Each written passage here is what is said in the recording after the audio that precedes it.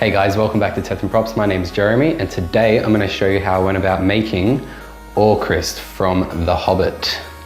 So this is the legendary elvish blade that they found in the cave trolls after they had the encounter with the trolls and Gandalf came and saved. So along with this sword, they also picked up Gladrim, which is Gandalf's sword, and Sting, which is Bilbo's sword, which then becomes Frodo's sword. So the sword in general, it has a beautiful meat cleaver shaped blade that has a really thick, huge beveled one-sided blade, and the handle is made from a dragon's tooth, hence why the runes on the side are tooth of the dragon in Elvish. So it's beautifully carved into the blade as well as the handle here.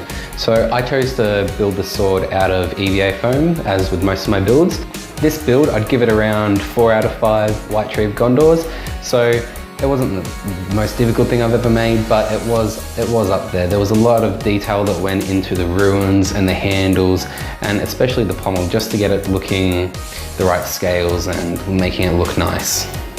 I started off making this sword by laying out my design, looking online, and then stenciling it out on a large piece of paper.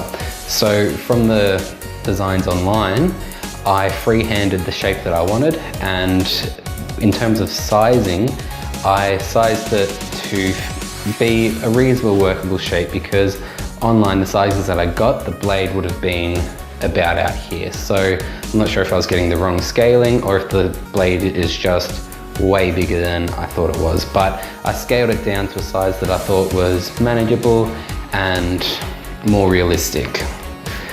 But with that in mind, it still is a pretty long sword. So I don't know where anybody gets foam this size, but I only have foam sheets that I get from EVA floor mats. So it wasn't actually big enough to make this out of one big piece of foam.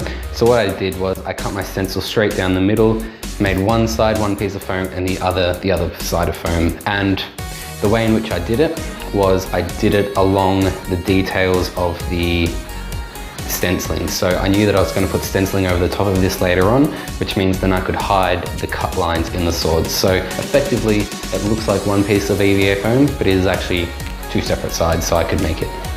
So being a really long and thin sword, the sword has a especially weak point here along the base of the blade. So to help counteract that, the sword has metal rods that go from tip all the way down to the base. So this provides strength, support, and a bit of structure to the inside things. So it gives the blade a bit more rigidity, because if it wasn't, it would be really flexible, then all your paints and everything would crack most likely. So I started off with my designs and I put a rough outline of those onto my EVA floor mats. And then I went about cutting out just the general shape so I could sandwich the metal rods in between the two pieces. I started off with the end of the blade. So I had my shape cut out and glued down my two pieces to the metal rod. And then I had the rods coming out the other side, which means I could have my shape for the lower part of the blade and the handle, and I could glue that straight onto the rod so it was one strong piece of rod. After I had that glued down, then I went back with a very sharp knife and cut out the exact shape that I was after. So I got this from the stencil, laid it down over the entire thing and got the exact shape. The guard of the handle was a lot thicker than the rest of the blade, so I added 2 pieces of foam on either side as an overlay to give it a bit more bulk and distinguish it from the rest of the blade. After I had it all glued together and my general shape roughed out, it was then time to start beveling it all with a Dremel tool. This was a really long process because I essentially had, for the blade, one big chunk of EVA foam, and I had to put these really huge bevels along the front of the blade and also a fair bit of beveling on the back. I did this with a sanding bit on the Dremel tool and just took off all the foam until I got the really steep, big bevels on the blade. The handle was also shaped with the Dremel tool, and I made it into the slight bend to represent the dragon's tooth. The guard, it was mostly to shape. I just had to soften all the corners, give a bit more detail here around the runes, and sort of sharpen the points out a bit. So to make the pommel for this, I decided to do something really tricky and really test myself. So what I did was I made a completely separate part that was the pommel. Rather than just building it directly on there, I made it as a separate part and glued it on. So to do this, I stacked together about 4 pieces of EVA foam, roughed out my design, cut it out, and then went with the Dremel tool and sculpted in the exact shape that I was after. This was then also made to fit onto the end of the handle, glued down, and a little tip was added to represent the dragon's tooth that goes through the pommel and comes out a hole on the back. So given I was doing this with a Dremel tool on EVA foam, no matter how hard you try, it's not going to be very smooth.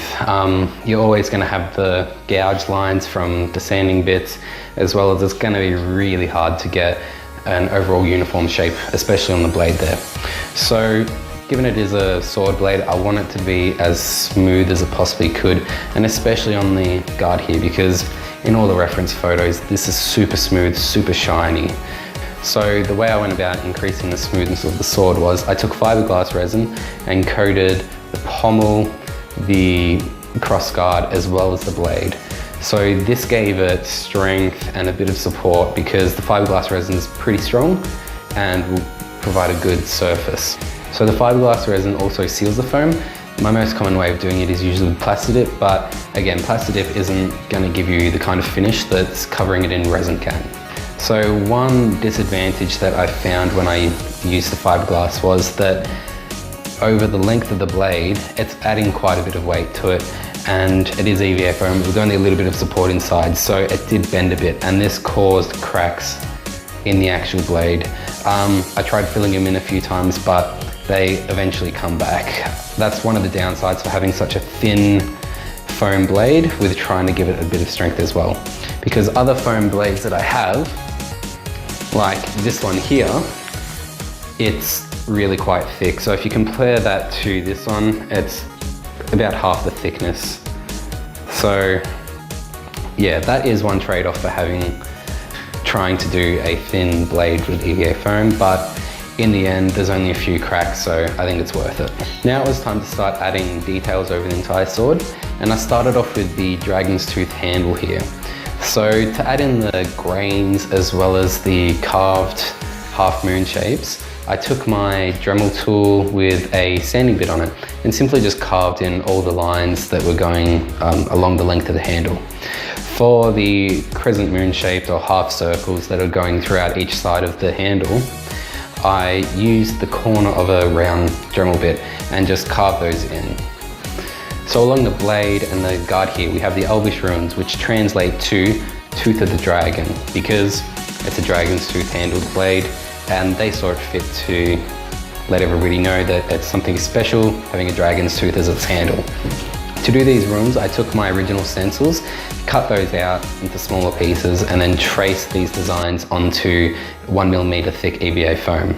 So I went with a really sharp knife, cut out the runes as well as the overlays that go on them, and then glued them onto the blade and the handle in the right place. After these were glued on, I then covered them with a bit of fiberglass so that they would match the rest of the blade in smoothness and in a bit of strength.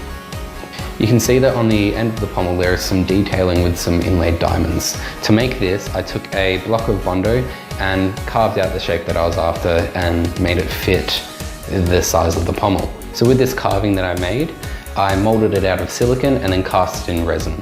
So the original was a Bondo piece, but this is a hard plastic urethane resin. To inlay this into the pommel, I simply just cut out a section of the pommel and then hollowed it out a little bit and then just glued the detail piece and made it sit flush against the end of the pommel. After I applied the resin across the whole sword, I sanded it down, and this caused scratches and little marks to be left over the entire sword. So in order to fill these in and again increase the smoothness and make it as uniform as possible, I used a spray filler primer. So the spray filler primer fills in small scratches and everything, and again allows you to sand it back a little bit and really work on filling all the small divots and scratches that you have on the blade. So it took a few passes with the filler primer until I got a smoothness that I was happy with the blade, the handle and the pommel. So once I had the blade fully smoothed out and the filler primer covered up any little details that I missed, it was then time to start painting. So the first layer was just a base primer so that I could paint over the top of it, and following the base primer, it was then base coated in black and top coated in some silver metallic. So I tried to get a good mix between silver and black to give it a darkened steel tone. And for the pommel and the handle, I used a little bit more silver because these needed to distinguish themselves from the actual blade. The handle was painted with acrylic paints, and I just mixed up some colors until I was happy with the light tan brown color that I saw in reference photos. The runes had their background painted in a metallic blue, and then they were again highlighted with the silver over the runes and the overlays.